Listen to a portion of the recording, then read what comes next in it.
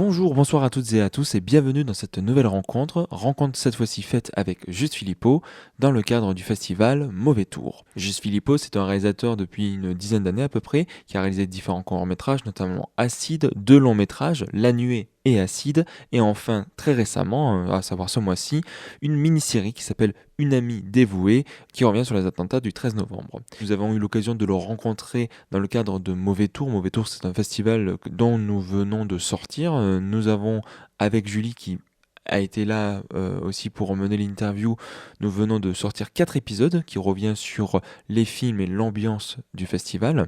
À travers cette interview, on a voulu compléter la masterclass qu'il avait fait la veille, donc on revient sur des détails qu'il avait abordés, on revient sur non seulement sa manière de travailler, comment il aborde l'écriture, les personnages, mais aussi ce qui a permis à ce qu'il puisse réaliser ses longs métrages, les petites embûches qu'il a pu rencontrer au préalable, sa gestion d'une équipe de tournage, etc., etc.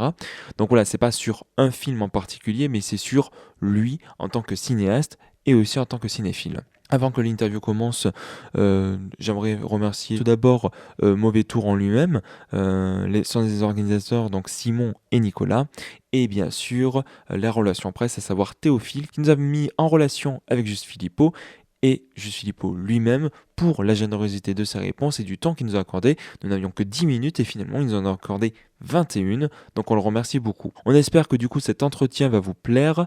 De temps en temps il y a des petits pocs à cause d'une table qui était un peu bancale, mais c'est très léger et ça ne vient pas déranger, mais voilà, de temps en temps ça va arriver. L'introduction étant terminée, je vous laisse à présent à l'entretien. Donc déjà merci de nous accorder Je t'en prie, temps pour je t'en prie. revenir à la fois sur ta masterclass et à la fois sur ton travail. Alors justement là, tant que le micro se lance, on était en train de parler de ton travail en tant que jury sur Mauvais Tour. On va commencer par une première question. Est-ce que toi, depuis que tu es devenu réalisateur, tu as une approche différente dans ton visionnage des films et dans ton appréciation de ceux-ci? En fait, il y a plein de choses parce que quand tu regardes un film, tu es traversé par ce que tu sais de la fabrication, ce que tu sais des difficultés à monter un film. Disons que je suis pas un spectateur, je suis un spectateur qui est difficile à surprendre, qui cherche à être surpris, qui excuse les endroits où j'ai l'impression de ne pas être surpris parce que finalement, t'es parfois un très mauvais spectateur parce que parfois, en fait, tu cherches un film que tu attends. Parfois, tu cherches un film que tu aurais voulu faire. Parfois, tu cherches un film que tu t'aurais pas voulu faire. Enfin, parfois, tu cherches des excuses pour pas aimer un film. Il y a ce rapport, enfin, très étrange dans cette industrie où tout est affaire de compétition, parce que les places sont chères et que faire des films, c'est compliqué. Donc, tu fais toujours un film aux dépens de quelqu'un. Parce que quand il y a une attribution d'une aide, je sais pas, il y en a 3, et puis il y a 200 projets qui arrivent, donc tu fais partie des 3 ou pas. Donc tu fais le film ou pas aux dépens de quelqu'un, ou d'un réalisateur ou d'une réalisatrice. Donc c'est compliqué.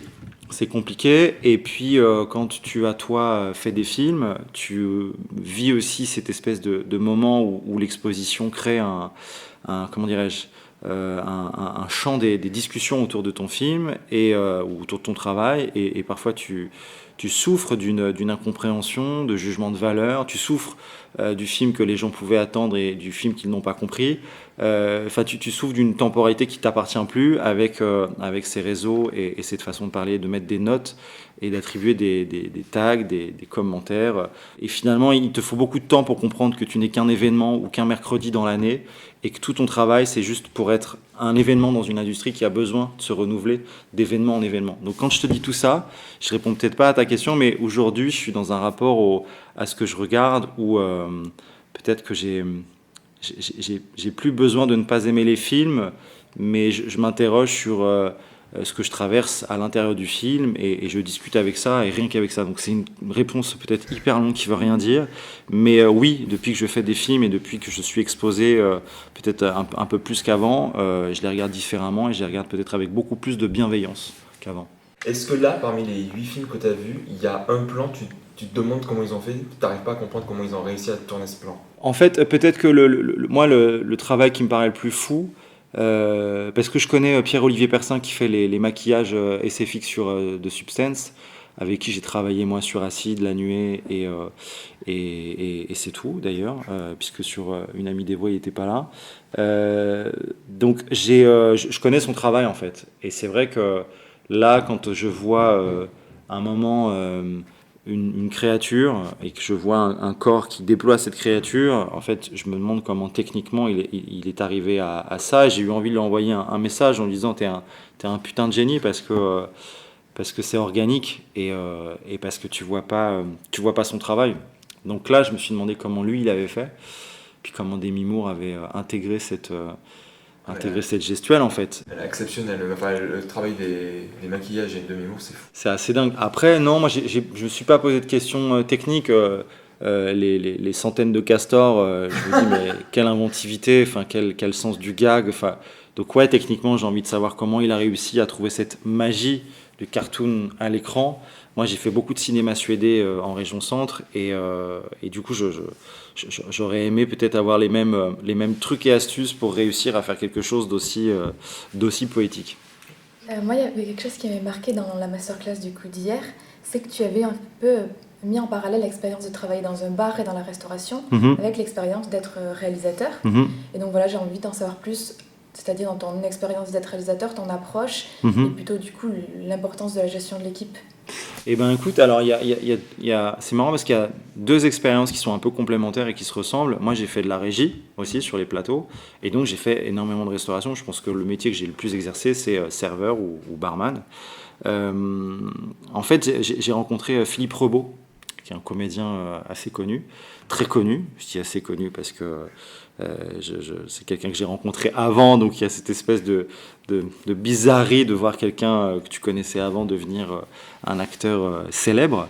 Et Philippe Rebaud, en fait, lui, il faisait de la régie et il m'expliquait que la régie, pour aimer ce métier, pour aimer la façon d'être invisible mais très concret, c'est-à-dire qu'on a besoin d'une régie pour faire un film, on ne peut pas faire un film sans régie, mais c'est un outil de travail invisible puisqu'il n'y a pas de caméra, il n'y a pas de micro, il n'y a pas de projecteur, il n'y a pas cette plus-value de matériel qui rend ce métier peut-être un peu plus noble que les autres. Bref, ça c'est en fonction de ce que les techniciens et techniciennes parfois regardent de loin.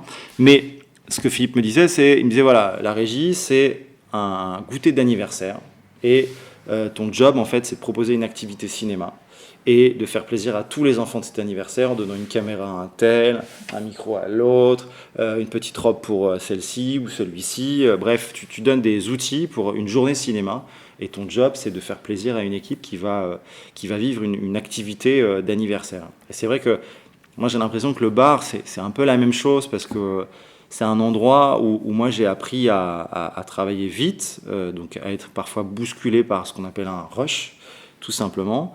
Et puis à moduler sa façon d'être parce que si vous êtes soumis à une pression, eh ben, vous pouvez peut-être renvoyer que vous êtes mis sous pression et donc avoir une agressivité malgré vous, avoir une façon de parler malgré vous et ça vous revient comme un boomerang, c'est-à-dire que ce que vous créez comme tension, elle vous pète au visage parce que si vous n'êtes pas aimable, on vous renvoie ce manque d'amabilité ou simplement je dirais de gentillesse. Donc votre job c'est d'offrir, j'ai l'impression, et c'était comme ça que je le voyais, un souvenir et de se dire que peut-être pour ce couple, ses amis ou ses parents, il y a eu un truc sympa autour d'un croque-monsieur et d'une petite bière. Et vraiment, enfin, c'est un endroit où je me suis découvert aussi comme étant capable de manier le stress, mais de rester humain. Et ça, sur un plateau, c'est constamment en fait. Parce que vous avez des problèmes tout le temps, parce que vous avez une journée toujours trop courte, parce qu'il vous arrive toujours des problèmes qui fait que vos plans, vous les faites en 10 minutes et pas en 1 heure et demie. Vous êtes soumis à cette espèce de frustration qui peut vous rendre très agressif. Et moi, j'ai un conseil que m'avait donné mon papa, qui est le conseil que j'applique le plus souvent. C'est mon père m'a dit, sur un plateau, il y a une seule règle, c'est de ne pas perdre le contrôle. Et si tu sens que tu perds le contrôle, pour plein de raisons, respire 3 fois, mais 3 longues fois, et puis redescends d'un coup et repars. Mais repars en ayant arrêté peut-être ta montée de stress ou ton incontrôle qui commence à prendre possession de ta façon de faire, et ça c'est dangereux. Donc voilà, j'ai l'impression que le bar, ça n'a été qu'une répétition et une formation à être soumis à un stress et parfois une agressivité qui est celle de gens qui attendent quelque chose, et les comédiens ou les comédiennes ont un peu ce truc, d'être dans une situation d'attente, de stress, donc te renvoyer quelque chose qui est une douleur qu'ils portent, une angoisse qu'ils portent, ou peu importe, une exigence qu'ils portent, et tout ton travail c'est de faire une espèce d'interface tampon entre ce que tu as dans la tête et ta façon de le dire ou ta façon d'emmener une équipe et d'emmener un plateau. Donc je dirais que ouais, ça fait partie des expériences hyper complémentaires que j'ai pu vivre et qui me disent que sans ça, j'aurais peut-être pas eu tous les outils ou toutes les clés pour essayer de comprendre un plateau. Si j'ai bien compris, cette expérience de bar, c'était lorsque tu étais à Paris. Mhm. Ensuite, tu as déménagé à Tours. Mhm. Et il y a une phrase que j'avais notée que je me suis dit, c'est chaud quand même. C'est que tu as dit que pendant ton chômage, tu t'es mis à écrire et tu as mis 5 ans sur le développement d'un court-métrage Mhm. avec toute la note d'attention. Ma question, c'est comment tu arrives à tenir 5 ans sur un seul et même projet, sachant qu'ensuite tu as eu tes ateliers d'éducation à l'image en parallèle, mais comment tu arrives à tenir 5 ans sur un projet? Bah, comment tu tiens 5 ans déjà, tu fais pas 5 ans devant ton ordinateur, c'est des allers-retours, il y a parfois le besoin de vivre, donc tout d'un coup tu débranches un tout petit peu. Moi j'avais un court-métrage avant, donc il y avait aussi un peu de diffusion, donc quelque part j'avais une sorte de va-et-vient entre ce que j'avais fait et ce que j'étais en train de faire. Et puis tu as d'autres projets quelque part qui sont là, et que tu essaies de faire, mais c'est 5 ans finalement de formation parce que j'ai l'impression que ce qui m'a aussi servi, c'est pas une école.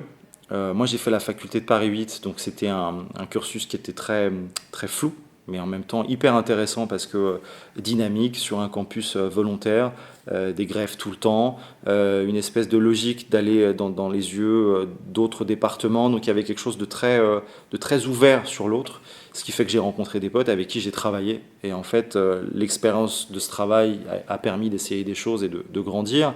Mais la dramaturgie, c'était spécial, c'est-à-dire que on avait beau me répéter qu'il fallait une situation initiale, un élément déclencheur, un enjeu, enfin toutes ces règles, quand tu les éprouves pas, tu comprends pas à quel point elles sont nécessaires pour raconter une histoire. Donc ces 5 années de recherche et d'erreur, où j'ai tenté peut-être 37 versions différentes de ce projet-là, où j'ai pas réussi à convaincre des producteurs, où j'en ai perdu sur le chemin, enfin à un endroit où finalement j'ai été longtemps sur une espèce de chemin de croix où j'apprenais à écrire. Et c'était formidable parce qu'à l'issue de ces 5 ans, c'est une petite formation, mais qui me sert moi aujourd'hui encore à comprendre des choses. Alors après, tu bascules sur le long métrage, c'est d'autres problématiques, mais disons que ces 5 années, elles font partie de 5 années de vie où tu progresses tout simplement, et puis tu évites les postures, tu évites les impostures.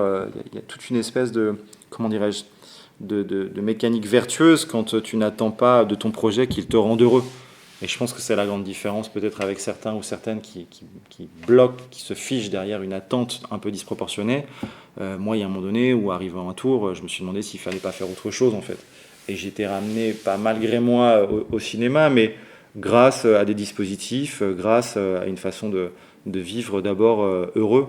Et je crois que sans un équilibre en dehors, en fait, ta page blanche, elle devient très anxiogène et elle devient aussi pas très constructive dans ta vie. Donc voilà, c'est 5 années où j'ai été aussi heureux en parallèle. Donc bon, j'ai pas vu le temps passer. À vrai dire, j'ai pas vu le temps passer. Et donc tu disais que tu as fait tes études à Paris, et c'est après que tu es venu à Tours, et c'est à Tours finalement que tu as fait du cinéma, que tu as fait des cours et des longs métrages. Donc moi je me questionnais, est-ce que, on peut supposer que c'est plus difficile de faire du cinéma quand on n'est pas à Paris? Comment tu l'as ressenti ce passage? Écoute, alors moi j'en avais fait un peu à Paris avant aussi. Entre la fac, mes rencontres avec Vladimir Ferral, le producteur de chez Affreux, Sale et Méchant, j'avais fait 3 courts-métrages, j'avais fait quelques clips avec mon pote, notamment Pierre Dejean, mon chef opérateur. On était parti aux États-Unis pour suivre un groupe qui connaissait. Tu vois, on avait exercé des activités, je dirais pas semi-pro ou pré-professionnelles ou professionnelles, j'en sais rien. Moi, j'étais pas payé pour faire ça, mais on commençait à avoir du matos, on commençait à avoir une exigence d'image. Moi, je commençais à avoir une exigence de discours. Enfin, il y avait beaucoup de choses qui s'articulaient autour d'une volonté de bien faire. Donc, quand je suis arrivé à Tours, j'avais déjà un peu ça. J'étais pas en train de découvrir le cinéma à Tours, mais je faisais des allers-retours entre Paris et Tours. Donc, je vivais avec ce parallèle tout en étant à un endroit où je me développais moi humainement. Et ce développement humain, je parlais de l'éducation hier à l'image et ces ateliers que j'ai eu la chance de faire, en fait, c'était pour moi peut-être dans mon caractère le seul endroit où j'avais l'impression d'être utile. Et quand vous écrivez une histoire, en fait, vous vous retrouvez souvent inutile parce que vous êtes dans un geste assez égoïste d'être derrière un écran et ça ne sert pas à grand-chose parce que vous ne faites rien pour les autres. Alors, vous imaginez une histoire pour les autres, mais elle démarre sur un désir assez personnel. Donc, c'est un endroit où vous vous retrouvez très seul et finalement, moi, j'ai besoin de l'autre. Donc, ces ateliers, ils m'ont donné la sensation, d'une fois de plus, de ne pas voir le temps passer.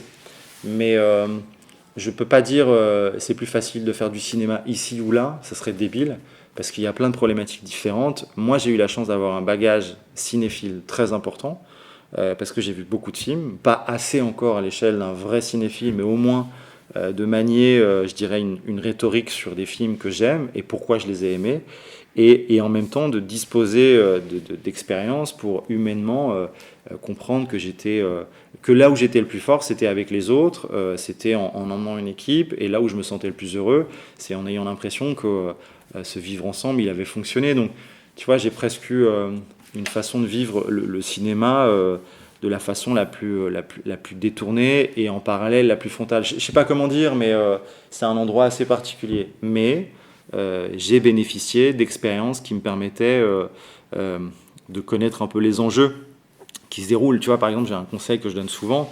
Moi, je tape scénario de court-métrage. Enfin, je tapais quasiment toutes les semaines parce que j'avais besoin de savoir ce qui se passait en France.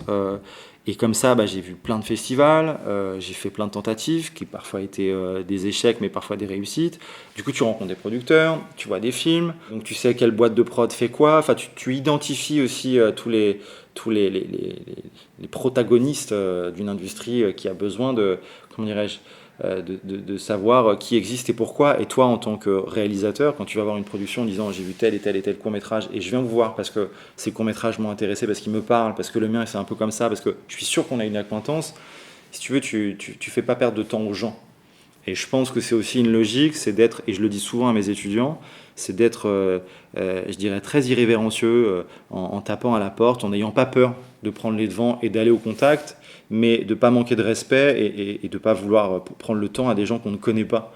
Donc il y avait tout ce travail en amont qui me permettait de savoir un peu comment cette industrie, à l'échelle du court-métrage, était structurée et comment je pouvais essayer d'accéder à des rencontres. Et ça, c'est super dur. Après, j'ai des anecdotes où j'ai tenté d'aller dans les boîtes de prod avec mon scénario. Et je me rappelle d'une boîte dont je ne citerai pas le nom. Mais j'ai sonné 4 fois comme il était écrit à sa sonnette, parce que c'était des bureaux partagés. Donc sonné 4 fois pour un tel.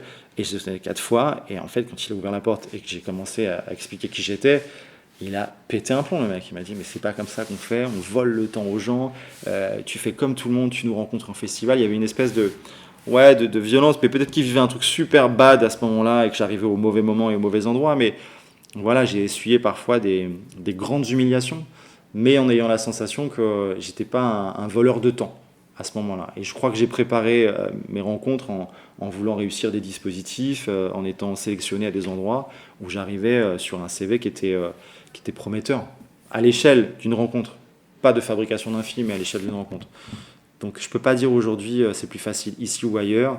Moi j'ai bénéficié de plein de choses qui se sont, comment dirais-je, structurées lentement mais sûrement. Tu vois, par exemple, quand je suis arrivé à la fac, moi je ne savais pas que j'allais faire des films. Et je me souviens d'un mec sur un UE, on était 250, il nous a regardé en nous disant vous êtes 250, peut-être qu'il y en a 10 qui verront du cinéma, et encore, je ne sais même pas, mais il y en aura sûrement peut-être 1 voire 0 dans votre promo qui fera un film. Et donc on s'est tous regardés en disant mais qui sera le 0 ou le 1 à faire un film. Donc tu démarres là-dessus dans une espèce de sensation qu'il va falloir monter le chemin assez lentement. Et moi, vraiment, jamais j'aurais pu imaginer arriver à Tours, faire des films de genre. Enfin, jamais de ma vie, si on m'avait dit c'est ça ton parcours, j'aurais dit je signe. Parce que c'était complètement incohérent par rapport à qui j'étais gamin, à savoir un gamin du 10e arrondissement de Paris qui oublie que Paris, c'est une ville dans un grand pays et que faire ses études en dehors de Paris, ça doit être génial.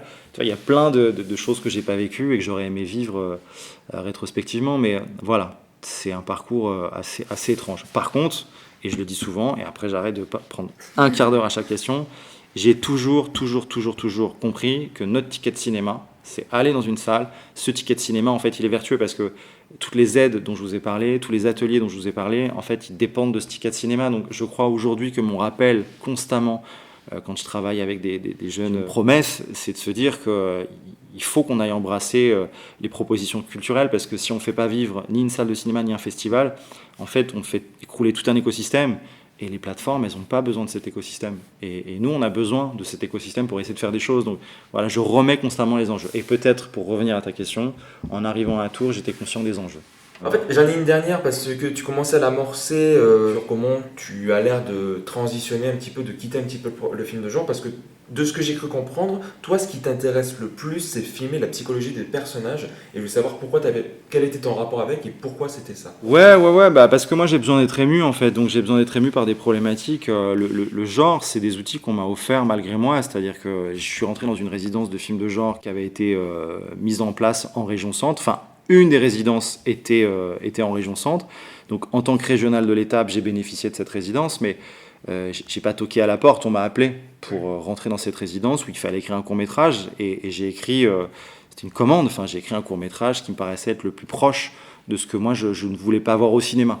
Et à partir de là, ça a enclenché, je dirais malgré moi, une parenthèse enchantée sur des projets qui étaient pas écrits par moi, et je pense à La Nuée, et de l'adaptation, enfin en tout cas de pousser le concept des pluies acides autour d'un long métrage, parce que ce que j'expliquais hier dans la masterclass, le but c'est de passer au long métrage, donc presque peu importe, enfin soyons modestes, moi je n'avais pas envie, j'avais pas besoin d'y aller avec un projet en particulier, il fallait que je passe ce mur très compliqué entre le court métrage et le long métrage, et j'ai eu la chance de faire ça à travers 2 films qui étaient des exercices de style quelque part. Mais moi j'ai grandi dans une famille touchée par le polyhandicap. J'ai vu ce que ça pouvait être comme difficulté, comme force de vie, et j'ai des modèles chez moi qui sont puissamment, comment dirais-je, des figures d'émotion, et aujourd'hui je crois que j'aime me poser des questions dures, j'aime me poser des questions compliquées, peut-être malaisantes pour certains, mais j'aime affronter des douleurs et des souffrances qui sont comment dirais-je, qui sont légitimes pour être racontées. Et tu vois, par exemple, Une amie dévouée, je pense que ce qui me plaît le plus dans ce personnage de fiction, c'est qu'elle a conscience de la souffrance, et elle a conscience de la valeur de la souffrance. Parce qu'elle a souffert, elle souffre, et quand elle rencontre des victimes des attentats du 13 novembre, elle comprend la douleur en fait, et elle comprend cette impossibilité de vivre, parce qu'il y a une douleur telle que tout d'un coup, on est en marge d'une société, et elle sait ce que c'est.